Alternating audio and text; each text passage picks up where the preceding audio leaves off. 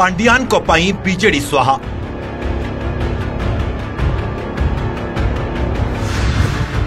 नवीन को दल एबे खोजुछि राहा।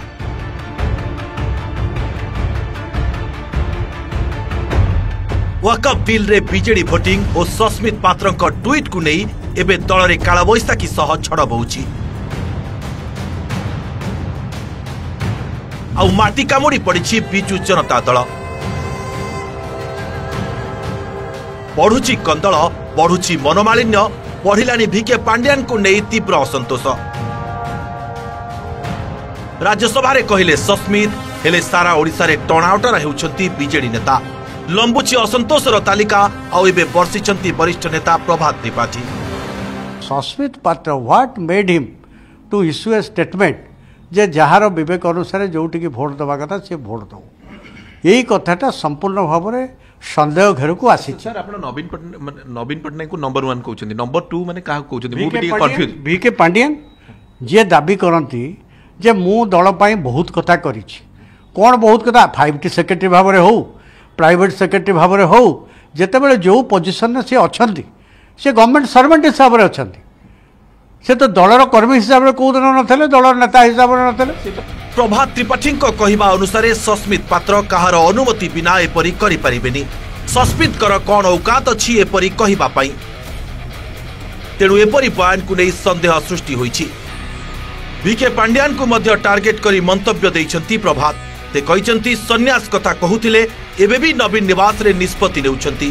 जे पूर्वतन व्यक्तिगत सचिव कहउछंती दल पई करिछंती, मु कहूछि दल बुड़ीबारे से हेउछंती प्रमुख कारण।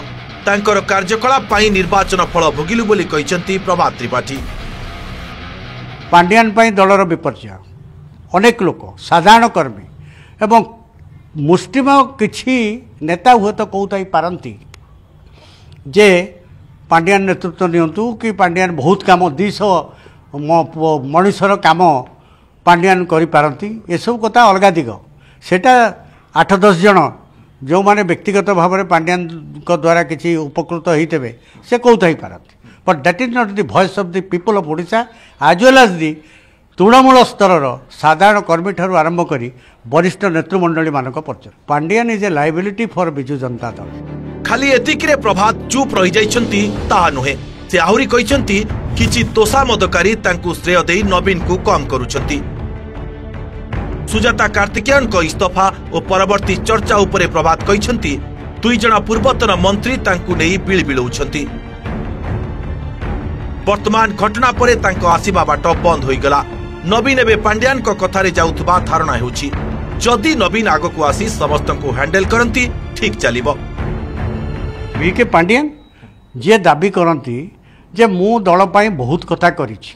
कोन बहुत कथा? 5टी सेक्रेटरी भाव में हो, प्राइवेट सेक्रेटरी भाव में हो, जेतेबेले जो पोजिशन से अछंती से गवर्नमेंट सर्वेंट हिसाब से अछंती। से तो दलर कर्मी हिसाब से कौ दिन नथिले, दलर नेता हिसाब से नथिले। से माने तार फल ओडिशावासी गला निर्वाचन में देदेले। आउ कोन अधिका आपण निर्वाचन रो फलाफल जा रिजल्ट आसिला आपण कहबा को चाहिबे वीके पांडियन को? नेचुरली एटा कोन आउ बाकी अछि? ओडिशावासी जणाई देले। मते कहंतु बीजेपी रो जो सांगठनिक भित्तिभूमि ओडिसा रे थिला in comparison to Biju Janata Dal entire political structure से बीजेडी को बाजीमात करी मात दे बीजेपी रो सरकार हैला।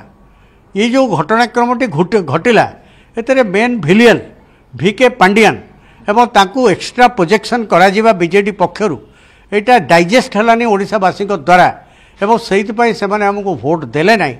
एथरे जदि किए डिबेट करे मु किछि तार उत्तर देवा को ना चाहे। प्रभात को एपरी बयान पर आहुरी सरगरम होइछि राजनीति। एका थरे ओटीवी कैमरा सामना को आसी नवीन, पांडियान, सस्मित एवं सुजातांक समस्त राजनीति अंक छिड़ाई दैछंती। कटकरू देवाशीष महांती रिपोर्ट ओटीवी।